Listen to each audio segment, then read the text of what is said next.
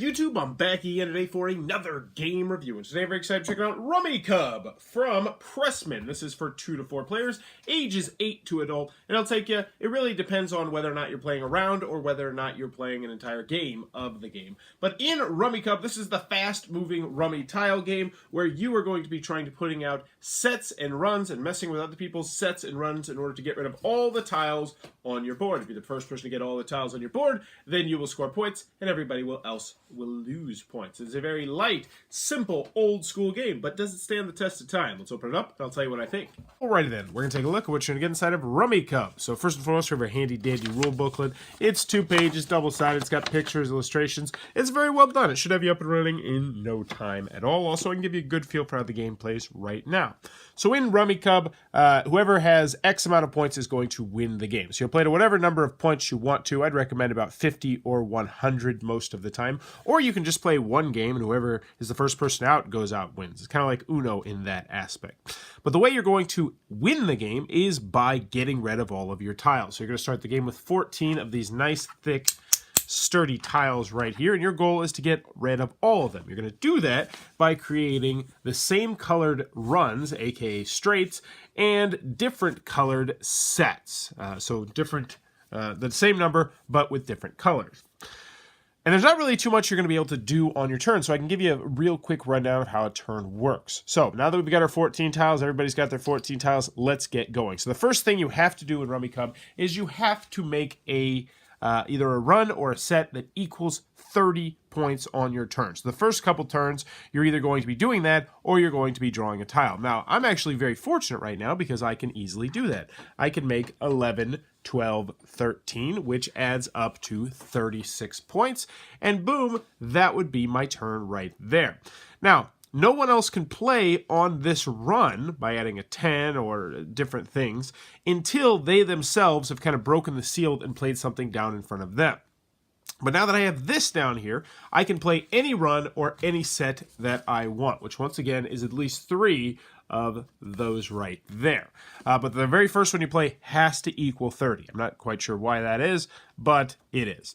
So now, what I would do, that would be my entire turn, and then the next person would go, they'd probably draw a tile, and it comes back to me, and I'm looking down at my hand, and I'm seeing if there is any sets or runs that I could make. And it does not look like it. This doesn't look like the greatest hand right now, so you know what? I'm just going to draw a tile, see what I get. It's a 10, which could help me out a little bit, because now I've got 2 different colored 10s, I've got 2 different colored 1s, I've got 3, 5 of blue, so all I'm needing there is a 4.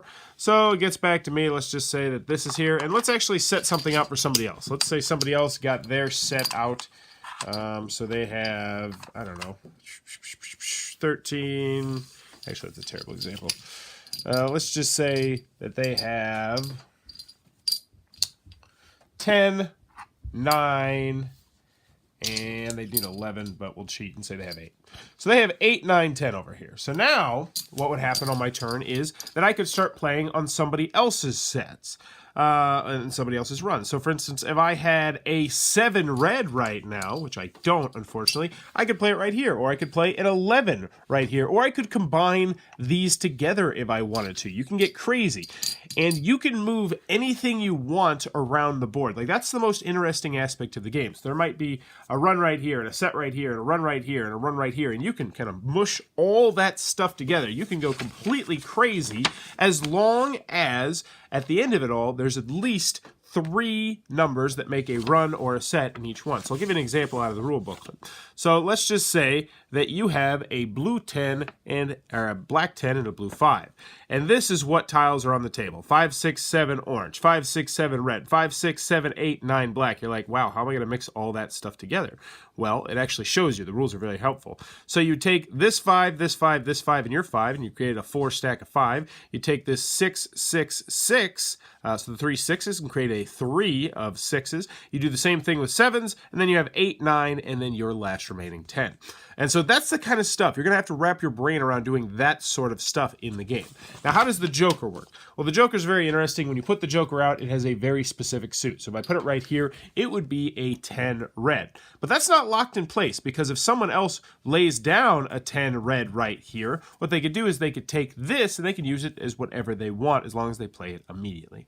Anywho, you're going to continue to go until someone has gotten rid of all of their tiles. Once someone does that, that will be the end of the game or the end of the round, depending on how you're playing the game. The scoring is kind of interesting as well. So what you're going to do is you're going to look at what tiles you have left remaining on your board, and you're going to get negative that number of points. So I would get negative 6 points, and the person who won the round would get positive 6 points. Plus, let's say that this guy over here had 14 points, so he would get negative 14. So it would be negative 14, negative 6 to 20 points, assuming this guy over here won. But that, in a kind of a loose nutshell, is how you're going to play Rummikub. Alrighty then, Rummikub from Pressman. What are my final thoughts? Let's go over the pros, let's go over the cons. First, on the con side, game's not going to be for everybody for a variety of different reasons. 2 to 4 players, restricted player count. Also, the game is repetitive. You're going to be doing the same thing over and over and over and over and over and over and over and over and over and over and over again. Also, they have this weird barrier of entry in this game that I didn't really like, where you have to put out at least a 30-point run or set in order to break the seal and start playing stuff all over the place. And it just seemed dumb, because what a couple of our games devolved down to was just, can I do it? Nope. Can I do it? Nope. Can I do it? Nope. Can I do it? Nope. It's just like 5 or 6 turns of me doing nothing but drawing tiles, or someone else just doing drawing tiles, while everyone else on the board is just like playing this and playing that, moving this and moving that. And that can be annoying. Now, that being said, you can catch up because you're going to have so many tiles to play, but it is still of an annoyance.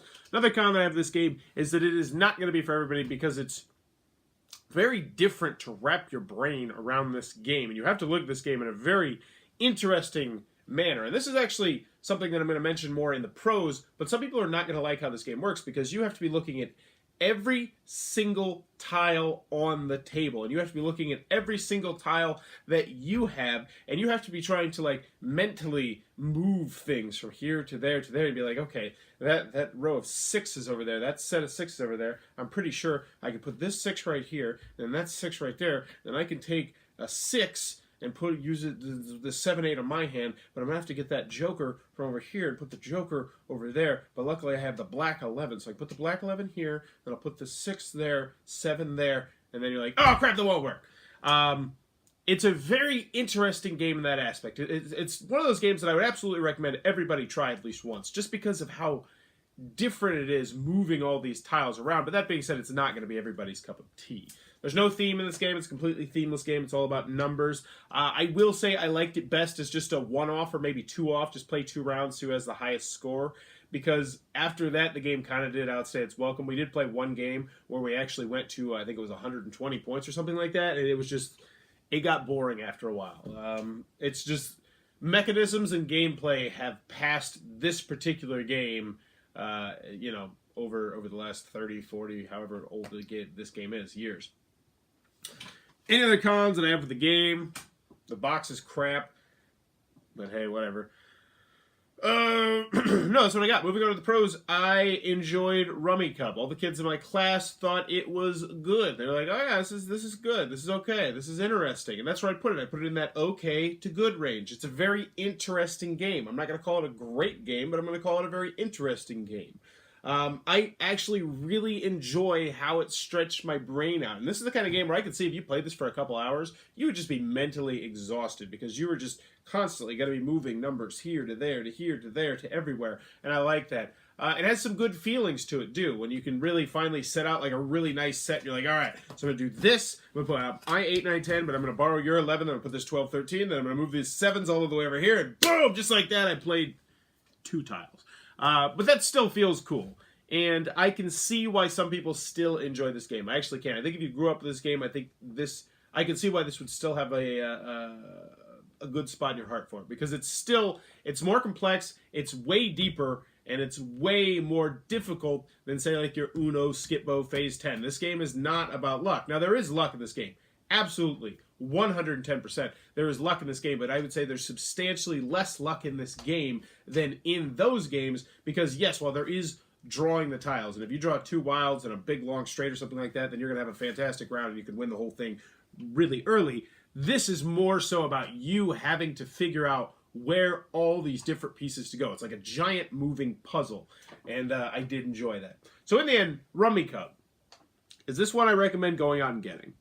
And the answer is no. Like, this is one where it's like, it's one that I would recommend trying because it is so interesting, and I would absolutely love to see someone take this game and make it into a gamey game with like maybe asymmetrical special abilities, or maybe the more tiles you have, the more powerful you are, but as you lose tiles, you lose your powers or something like that. I don't know how they would theme it or whatnot, but I would love to see a more gamery version of this game one day, because I think the mechanisms, the core mechanisms, is really interesting, and it's really fun to wrap your brain around.